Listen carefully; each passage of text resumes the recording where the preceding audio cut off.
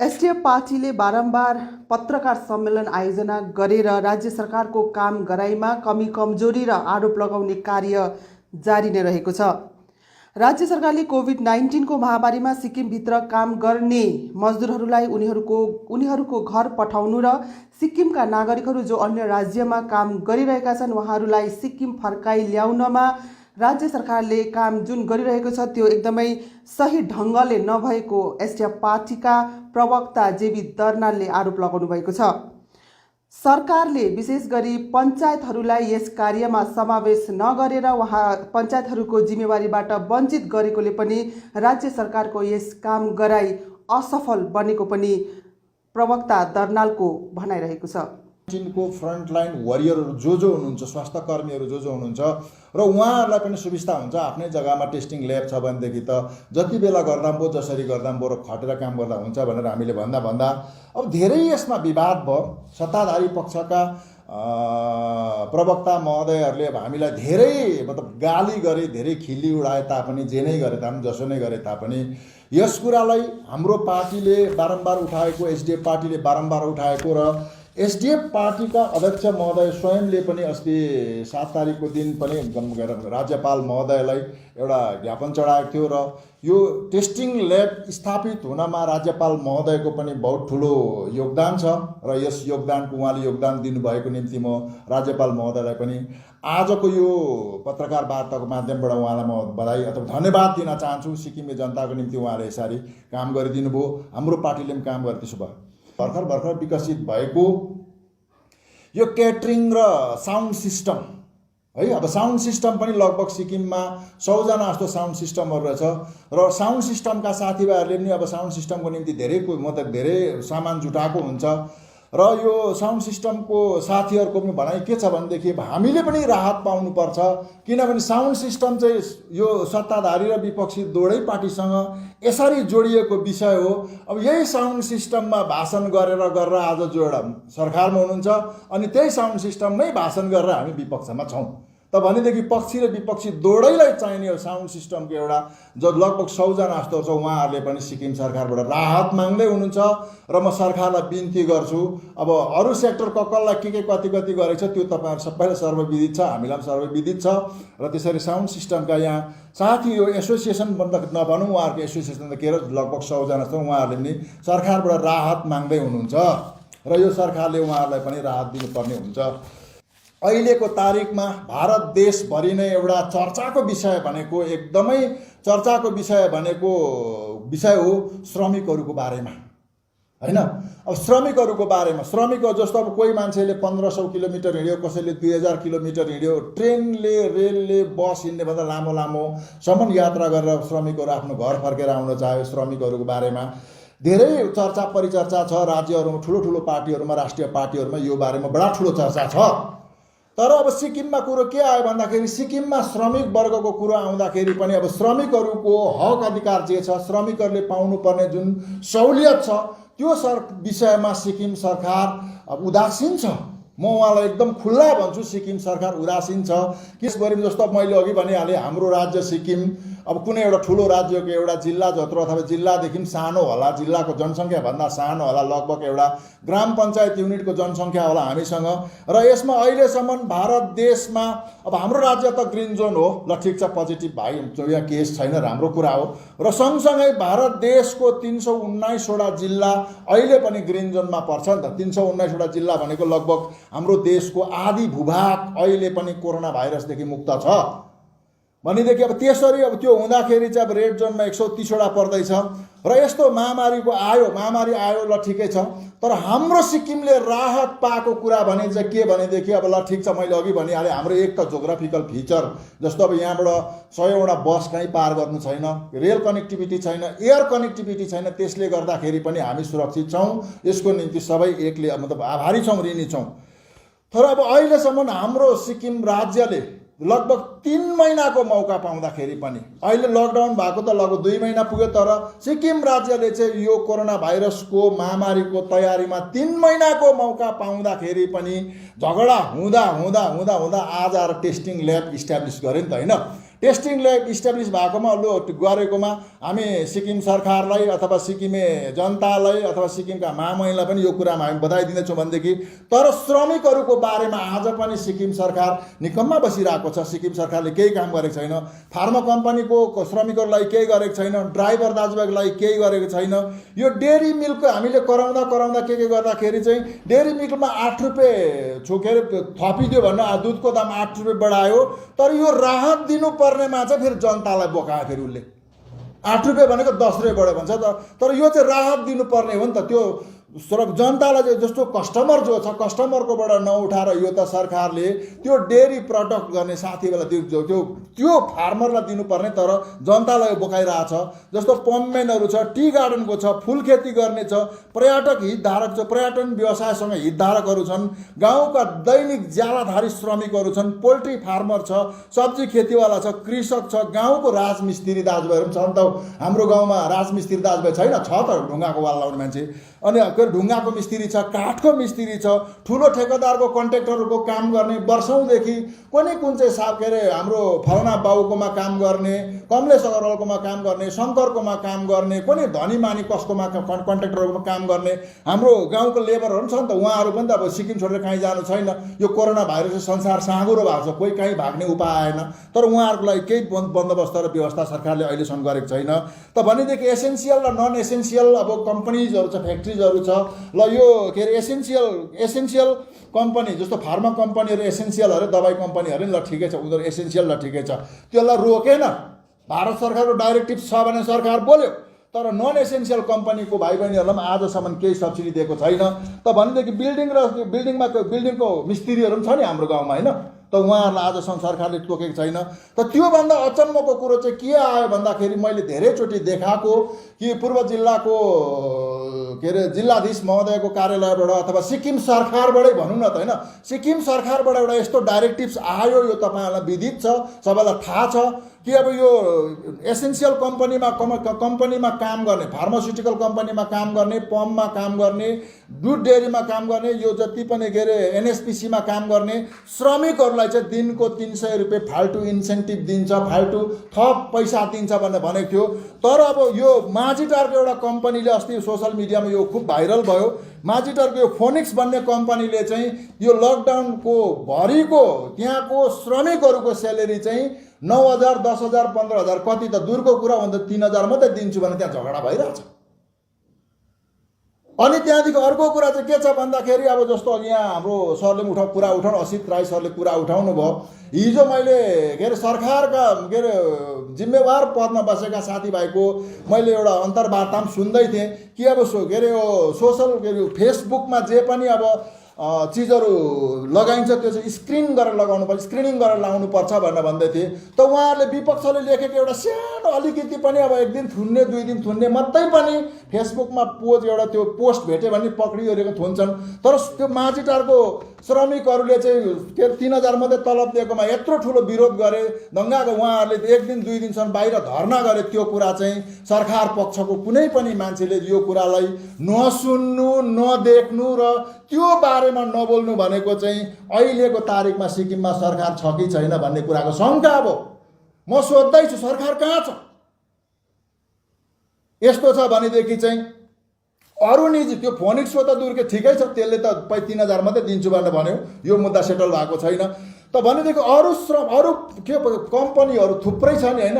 यो 300 रुपियाँ पैसा दिने हो कि नदिने हो, यो थप पैसा दिने हो कि नदिने, यो श्रमिकहरू लगभग 30,000 40,000 श्रमिक छन् सिक्किममा। 40,000 मान्छेहरूको सरोकारको कुरालाई अहिलेसम्म सरकारले संज्ञानमा लिएको छैन। त्यो कुरालाई सरकारले त्यो कुरालाई ध्यान दिएको छैन। सरकारले त्यो कुरालाई काम गर्नुपर्छ भन्ने कुरा सोचेको छैन। तर सरकार अरू कुराको के कुरामा लागि परेको छ। तर 30-40 हजार सिक्किमकै स्थानीय भाइ बहिनीहरूको सरोकार भएको मुद्दामा सरकार अहिले निकम्मा छ, सरकार अहिले पनि चुप छ, सरकार अहिले पनि कानमा तेल हालेर बसिरहेको छ। श्रमिकहरू बाहिर पठाउने कुरा भयो, श्रमिकहरू बाहिर पठाउने कुरा भएपछि मैले अस्ति भने यो एसकेएम सरकार अहिलेको जो सरकार वर्तमान सरकार छ यो चाहिँ कुहिरोमा पसेको काग जस्तो छ, जहाँसुकै ठोकिन्छ भनेर भने नि त मैले, होइन? यदि त्यो कुरा होइन भने भन्नु न त उनीहरूले। त कसरी कुहिरोमा पसेको काग जस्तो भनेर भन्दाखेरि यत्रो महिना 3 महिना तयारी गरेको अरे सिक्किमबाट पठाउनु पर्ने 5-6 हजार जस्तो अहिलेको सिक्किममा प्रवासी श्रमिकहरू जो हुनुहुन्छ अथवा विद्यार्थीहरू हुनुहुन्छ अथवा सिक्किम आएर लकडाउनमा फँसिएर बसेका मान्छेहरूको अब सङ्ख्या 10,000 होला होइन, 10,000 मान्छेको सङ्ख्या होला। तर 10,000 मान्छेको सङ्ख्या जो बाहिर जानु चाहन्छ उनीहरूलाई बाहिर पठाउनु पर्ने हुन्छ सरकारले। तर त्यो कुरोको केही टुङ्गो बुङ्गो केही नबुझेर अस्तिको हप्ता मात्रैमा रम्फूमा यत्रो ठुलो भिड लाग्यो, यत्रो ठुलो तमासा भयो त्यहाँनिर। अब कसैले कसैको दायित्व लिनु मानेन, कसैले त्यो कुराको जिम्मेवारी लिनु मानेन। त भनेदेखि त्यति बेला त्यो भेला हुने श्रमिकहरूलाई न सुत्नेको बन्दोबस्त छ, न खानेको बन्दोबस्त छ, न उनीहरूलाई कहाँ जाने त्यो कुराको बन्दोबस्त छ।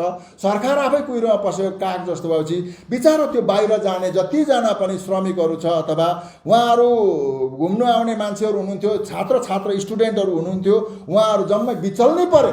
अनि त्यस्तो बिचल्ने पर्दाखेरि चाहिँ यहाँ के भयो भनेर भन्दाखेरि चाहिँ फेरि त्यति बेला चाहिँ सरकारकै पक्षबाट एउटा यहाँनिर यो आयो है, स्टेटमेन्ट आयो, खतरा स्टेटमेन्ट पायो यहाँ त। फेरि स्टेटमेन्ट के आयो, सानो भुल बुझाइले रम्फूमा अप्रवासी मजदुरहरूको लाग्यो भिड भनेर आयो यहाँनिर प्रजाशक्तिमा। त भने ए बाबा अरू युपी बिहारमा जस्तो 20 लाख 30 लाख श्रमिकहरूलाई ल्याउनु पर्ने होइन, 100-100वटा बस लगाउनु पर्ने, ट्रेन लगाउनु पर्ने भनेदेखि त हाम्रो साथीहरू के हो त्यत्तिकै हताल लिएर फाक्ला फुक्लुक यो के अरे गाडाङगुडुङ आउँदाखेरि के अरे यसको यो कालिजको चल्ला उतार्नु पर्छ, उतार्नु पर्ने रहेछ तिनीहरू त्यसै हताल लिएर। त भनेदेखि 4-5 हजार 6-7 हजार मान्छेलाई बाहिर पठाउनु पर्ने छ। 4-5 हजार मान्छे अन्त लगभग 8-10 हजार मान्छे ल्याउनुपर्छ। 2टा गरेर जाने र आउने गरेर 15,000को ट्रान्जेक्सन छ। तर आज 15,000को ट्रान्जेक्सनमा पनि सिक्किम सरकार चाहिँ कुहिरोमा पसेकै काग जस्तो भइरहेछ। प्रशासनको तर्फबाट यहाँ यसरी आयो नि त, भुल बुझाबुझ भयो। त म प्रशासनलाई सोध्दैछु, यो भुल बुझ्यो अहिले सरकारले? यो भुल सच्यायो त कि अहिले पनि यो भुलमै बसिरहेछ सरकार, भुल भुलाइमै बसिरहेछ? त भनेदेखि हामी सरकारलाई भन्छौँ ल ठिकै छ, प्रशासनले यो भुल बुझ्यो।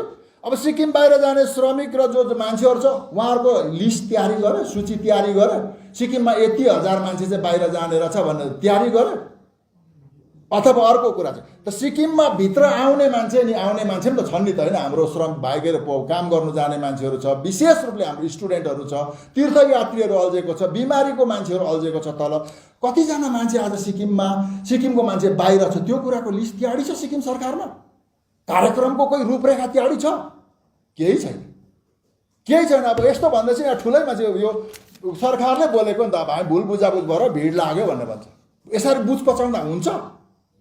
के को लागि सरकार हो भनेदेखि सरकारले काम गर्नुपर्छ हौ।